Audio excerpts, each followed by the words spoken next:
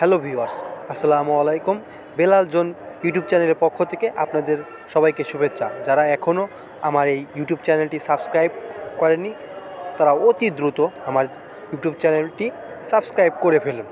আমি আজকে আপনাদেরকে দেখাবো আপনাদের ফেসবুক পেজে এই যে this page is not available right now এই সমস্যাটি হয়। আর এই সমস্যাটি কিভাবে সমাধান করবেন চলুন দেখে নেওয়া যাক।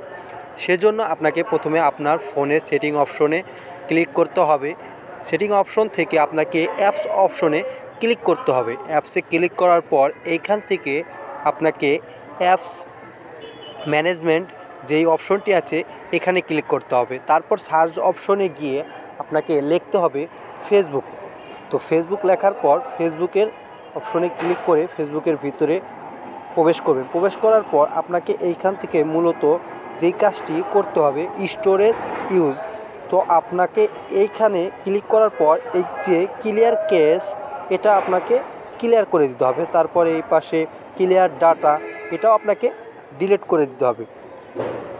ডিলিট করলে আপনার ফেসবুকে যে জাঙ্কস ফাইল সেগুলো কিন্তু দূর হয়ে যাবে। তারপর ব্যাগে আসার পর পারমিশন অপশনে যেতে হবে। পারমিশন থেকে এইখানে যতগুলাই আপনার পারমিশন দেওয়া নেই সবগুলো পারমিশন অ্যালাউ করে দিবেন। অ্যালাউ যখন হয়ে যাবে তো আপনারা এইখান থেকে ব্যাকে চলে আসবেন।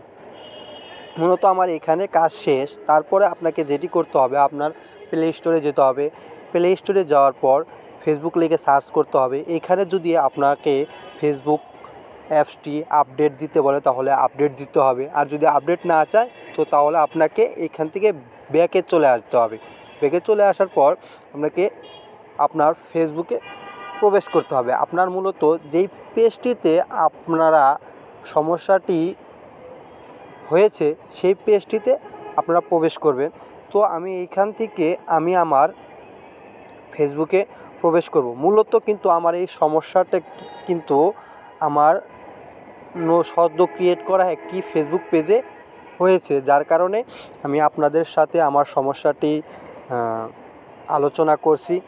তো আমি এখান থেকে আমার পেজে প্রবেশ করলাম। তো শুরুতে আপনারা দেখেছেন যে আমি আমার পেজে প্রবেশ করলে this page is not available right now এই লেখাটি আসতো।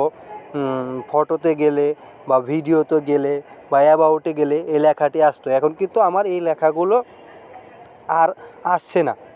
তার মানে কি আমার কাজটি হয়ে গেছে। তো আপনারা কিন্তু এইভাবে চাইলে আপনার এই সমস্যাটি সমাধান করতে পারবেন। আমি আশা করি আপনাদের এই ভিডিওর মাধ্যমে এভাবে আপনারা যদি কাজ করতে পারেন তাহলে আপনার এই সমস্যাটি 100% সমাধান হবে। তো ভিডিওটা যদি ভালো লাগে অবশ্যই লাইক